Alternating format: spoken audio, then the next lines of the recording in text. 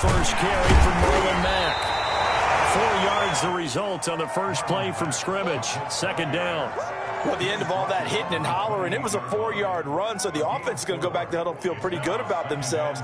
Defensively, you have to feel okay because you didn't let it turn into a bigger run, but the goal, shut it down for 2 yards or less. That's when you start to feel good about yourselves.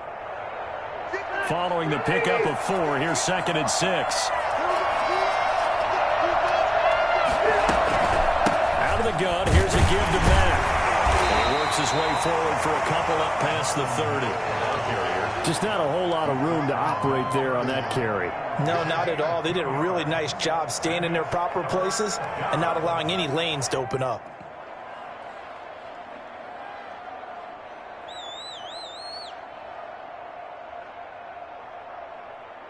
Third play of this opening drive as they're looking at a 3rd and 3.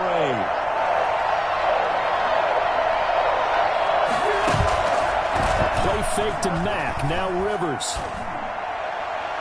And the throw there going to be incomplete. That sun's going to be a factor all game long. I'm not sure it made a difference on that one, but it's something to think about on all deep throws during this time of year.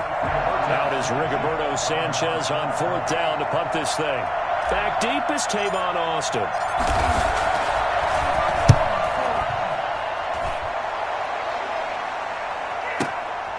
And this will be taken at the 13.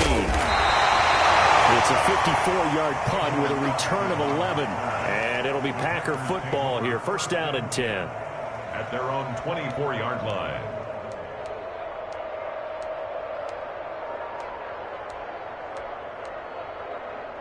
Rodgers will break the huddle and bring the Pack up 1st and 10 at their own 24.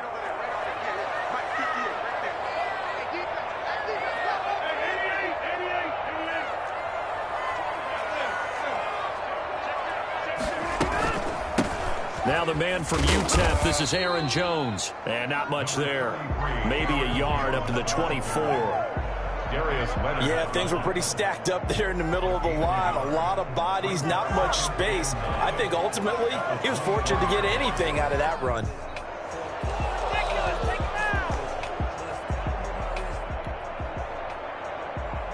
Here's 2nd and 9, just a yard on that last run.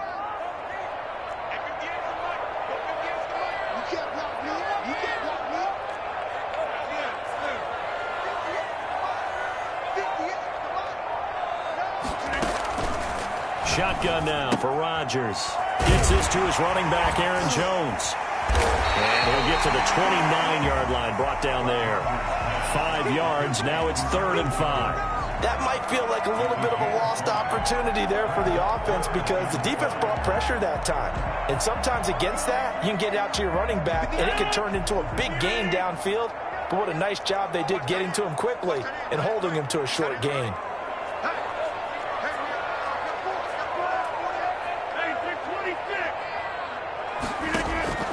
From the gun on 3rd down, Rodgers. And Adams has it, complete. And he'll be taken down, but not before they work it across midfield. Give him 22 there on the 3rd down conversion. And let's face it, that what we just saw there, not a surprise, is it? I mean, this is what he does well. And if you don't tackle him as soon as he catches the ball, this is the end result. Big yardage afterwards. Got the speed, the agility, so good with run after catch. We're only in the first quarter, so they better get a wrangle and a hold on that quickly. Yeah, you're exactly right. And what's really difficult to try and defend him is if you want to press him so that you get him on the ground quickly after the catch, a lot of times he'll just run past you at the initial point of contact, and he'll go deep. And this winds up a gain of 4 to the 41. So 3rd and 2. This quite possibly 4-down territory, though, if they're stopped. They'll try and run for it. Here's Williams. And he's going to have the first down, yardage to the 35. Ball up to the 35 now as they come up on 1st and 10. Now they'll throw with Rodgers. He'll drop this underneath for Jones. They'll contain him to just 4. 2nd down. All defenses worry that whenever anyone catches the ball and has a head of steam come out of the backfield, it can turn into a big play with missed tackles or he runs through people.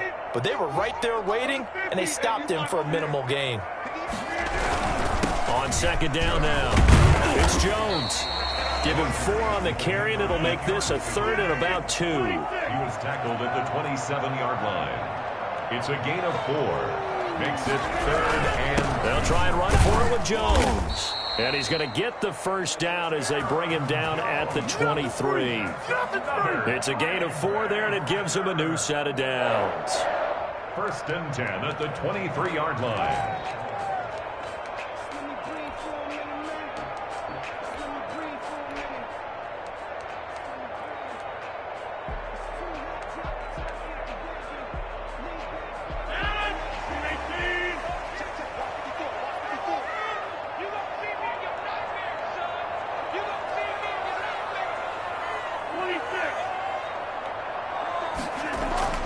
Rodgers now on 1st down. Slant to Adams. And he will get this into the end zone. Touchdown, Green Bay. It's Devontae Adams hauling it in from Aaron Rodgers. And the Packers have taken the early lead.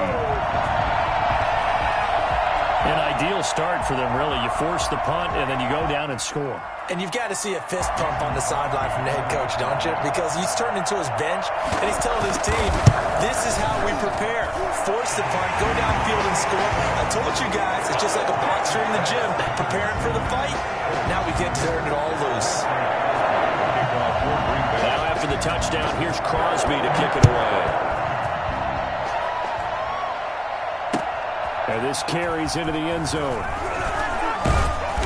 And he will be brought down here inside the 20. Good coverage as he's dropped at the 17. 1st and 10 at their own 17-yard line.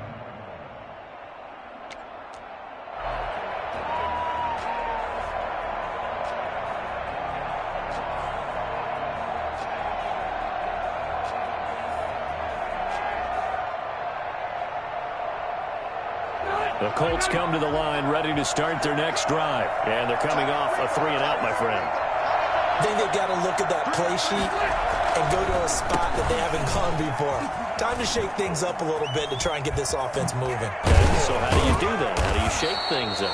You look at what you've called before, realize it hasn't worked Go to so something well, else. and maybe try and find one of those special plays from one of your better players, and maybe try and hit something big and get things going in the excitement area. They run the draw play with Mack, and they see right through that defensively as he'll be hit and taken down to the backfield.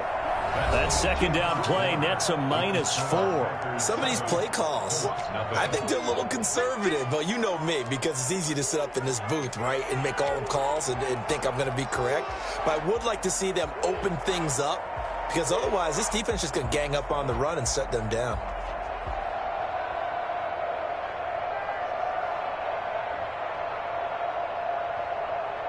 It looks like the Packers have added an extra DB on 3rd down.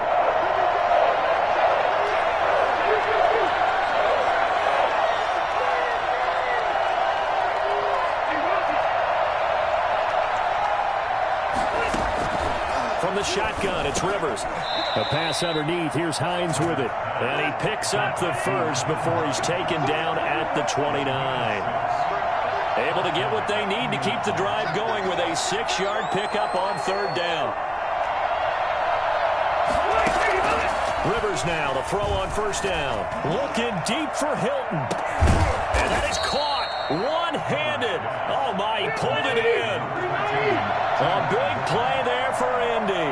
41 yards. Nothing conservative about that play call. You said earlier in the quarter you wanted to see them open things up, maybe take some shots downfield. There you go. Yeah, that one was successful. But even if they're not successful, when you take those shots downfield, they've got to back off a little bit, loosen up a little bit on defense, and give you a little bit more room if you want to run the football.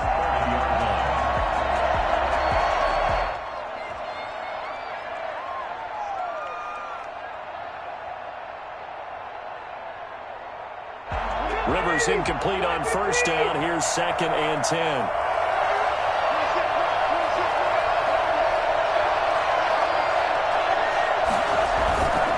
Rivers hands this one to Mack. About 3 yards there to the 27.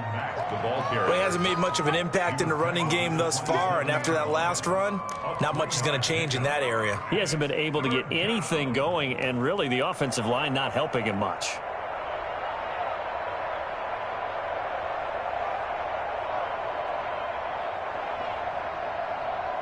They got to get to the 20 to keep the drive alive on third down. Working out of the gun, Rivers. He's going to take a shot for the end zone. And that will be incomplete. Well, they weren't scared to let it fly, but it falls to the ground and brings up fourth down. That's a good job there creating the contact to force the incompletion. And now, since it's fourth down, that should set up a field goal situation. And a nice sigh of relief defensively to be able to hold them to 3. Blankenship's kick is good. And they are on the board, but still trailing. It's 7-3. So chalk that down as an 8-play drive capped with a field goal. Yeah, as a friend of mine used to say, they were moving and grooving for a while, but they couldn't keep the momentum going enough to get a touchdown out of it. Rigoberto Sanchez to kick off for Indianapolis. The lead cut to just 4 as they kick it away and turn things over to their D. And a fair catch signaled for and taken successfully.